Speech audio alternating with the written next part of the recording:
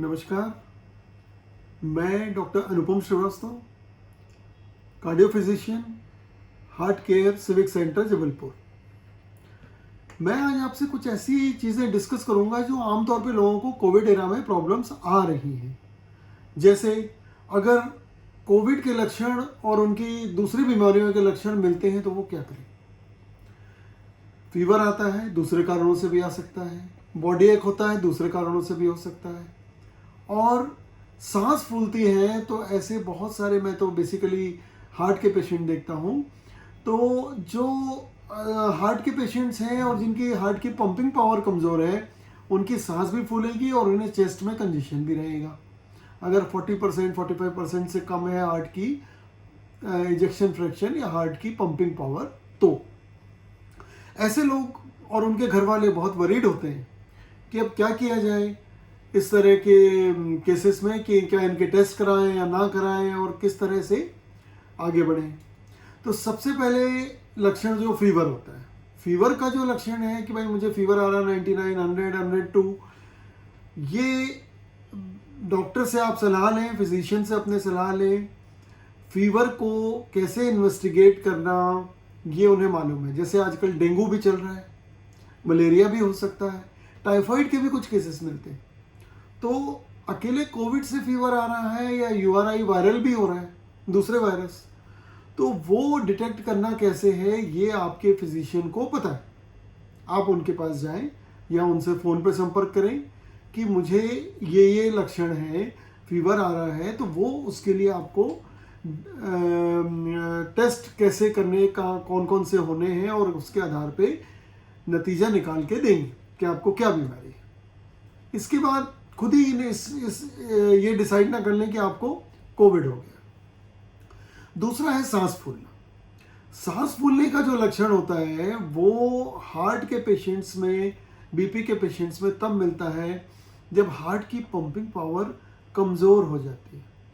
Heart की pumping power कमज़ोर होने से जो सिम्टम आते हैं वो सांस फूलना, धड़कन तेज होना, सांस की गति तेज होना और चेस्ट में कंजेशन होना।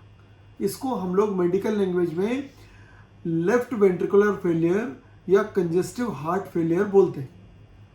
ये एक क्रॉनिक बीमारी भी होती है और एक्यूट भी होती है। एक्यूट तो अचानक होगा, लेकिन जो क्रॉनिक बीमारी होती है उनको कई बार दूसरे कारणों से बुखार भी आ जाता है। तो वो कैसे डिफरेंशिएट करें इनको। हार्ट के टेस्ट ज़रूरी हैं ऐसे केसेस में। इजेक्शन फ्रैक्शन देखने के लिए इकोकार्डियोग्राफी कराएं, एक्सरे चेस्ट या सीटी स्कैन कराएं, और अगर बुखार आ रहा है तो फिर कोविड का टेस्ट कराना ज़रूरी होगा।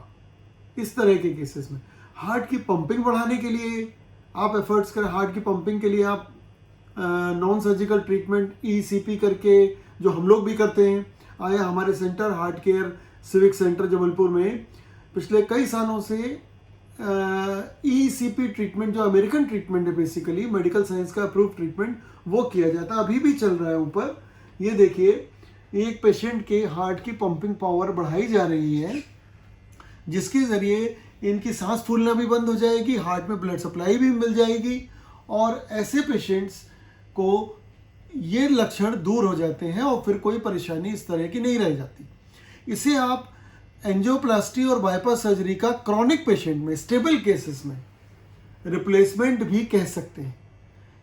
नाम याद रखें, EECP, enhance external counter pulsation. ये ट्रीटमेंट के ज़रिए आप अपने सांस फूलना, चेस्ट कंजेशन जैसे लक्षणों को तो कंट्रोल कर सकते हैं, हार्ट की पंपिंग पावर बढ़ा के, ब्लड सप्लाई बढ़ा के सर्जरी और बाकी कॉम्प्लिकेशन से भी बच सकते हैं।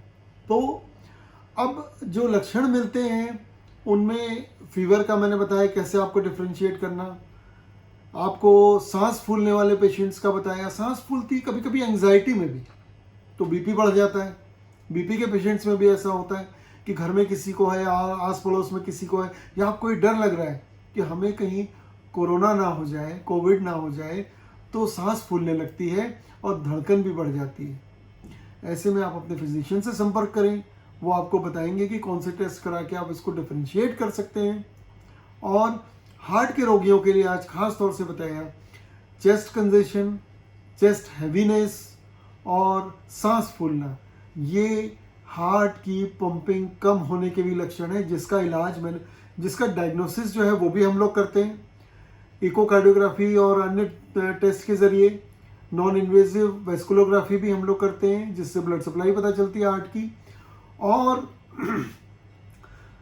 इसका ट्रीटमेंट बहुत अच्छे तरीके से बिना किसी सर्जिकल प्रोसेस के इसको किया जा सकता है। तो कोविड इरा में सेफ भी रहता है ये इलाज में आपको कोई हॉस्पिटल नहीं जाना है, इसमें डे केयर सेंटर में आना है और 1 घंटे के लिए पर डे कुछ दिनों तक आपको ये इलाज लेना है, जिसमें कोई चीरफाड़ नहीं, कोई किसी तरह की कोई दवाई और या कोई हार्मफुल प्रोसीजर नहीं की जाती। और देखते देखते पेशेंट इसमें ठीक होता है, इम्यूनिटी भी बढ़ती है। ईसीपी कराने से हार्ट की जो पंपिंग पावर है वो तो बढ़ती ही है, पेशेंट की इम्यूनिटी भी बढ़ जाती है, तो उसे कोविड होने का खतरा भी कम होता है। तो ये आज मैंने आपको नई चीज़ बताई, इसे आप देखें, समझें। अगर किसी को इससे मिलते जुलते लक्षण होते हैं तो हमें आप संपर्क करें, हमें मैसेज अपनी क्वेरी लिखें। अगर ज़रूरी होगा तो हम आपको बुलाकर आपके टेस्ट करके फिर उसका निदान करेंगे। नमस्कार।